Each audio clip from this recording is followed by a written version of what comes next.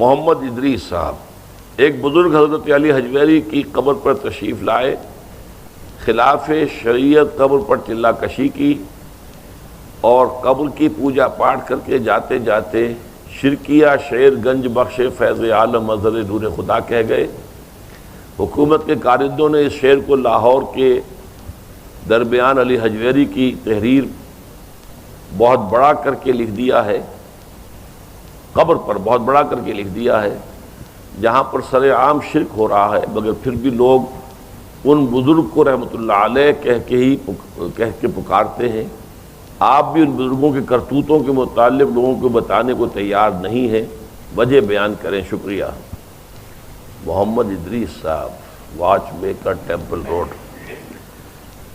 دیکھیے، اصل میں ایک مسئلہ یہ ہے کہ آیا ارواح کے ذریعے سے کوئی فیض روحانی حاصل کیا جا سکتا ہے یا نہیں، یہ ایک علمی مسئلہ ہے۔ ارواح کے وجود سے تو انکار کوئی نہیں کر سکتا۔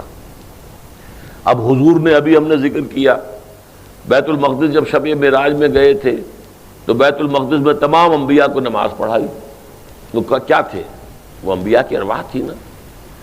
تو ارواح جو ہے وہ تو در حقیقت یا شاہ ولی اللہ دہلوی کہتے ہیں، وہ تو بڑے موحد ہیں، الحمدللہ محدث ہیں، اور وہ کہتے ہیں کہ کچھ نیک بندوں کی جو ارواح ہوتی ہیں ان کو اللہ تعالیٰ ان کے انتقال کے بعد فرشتوں میں شامل کر دیتا ہے۔ تو جیسے اللہ تعالیٰ کے احکام کی تنفیذ فرشتے کرتے ہیں، ایسے وہ بھی کرتے ہیں۔ اب یہ ہے علمی باتیں۔ تو آیا کسی کی روح سے کوئی فیض حاصل کیا جا سکتا ہے یا نہیں، یہ وہ ہے جو ہمارے ہاں اختلافی مسئلہ ہے۔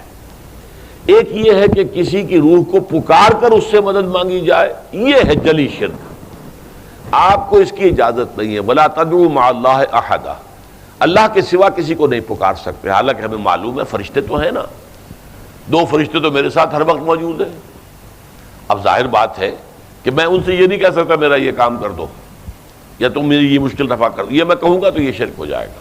میں تو اللہ سے دعا کروں گا، اللہ تعالیٰ کسی فرشتے کو بھیج کر میری ضرورت پوری کر دے، کسی انسان فوت شدہ کی روح کو بھیج کر میرا کام اس سے کروا دے، یا کسی ذریعے کے بغیر از خود کر دے، یہ اللہ کی مرضی ہے، اللہ کا اختیار ہے، لیکن مجھے پکارنے کی اجازت نہیں ہے۔ دعا صرف اللہ کے لیے ہوگی۔ البتہ یہ ہے کہ آیا کسی کی روح، اب جیسے کہ قرآن میں آیا ہے اسی بیت المقدس کے بارے میں، الذی بارکنا حولہ، جس کے ماحول کو ہم نے مبارک کیا ہے۔ اب کس لیے مبارک ہو گیا؟ جیسے اور زمین دنیا کی ہوتی ہے، ایسی زمین جو ہے وہ بیت المقدس کے علاقے کی زمین بھی ہے۔ مبارکنا حولہ سے مراد کیا؟ زرخیزی ہے اگر تو اس سے کہیں زیادہ زرخیز خطے دنیا کے اندر موجود ہیں۔ آج آپ جائیے اور اپنے ملک کے اندر ہی اگر آپ مردان وغیرہ کے علاقے کو دیکھیں تو کیا آخر واقعہ یہ کہ انسان خوش ہو جاتا ہے دیکھ کر کس قدر زرخیز زمینیں ہیں، کیا ہریاول ہے۔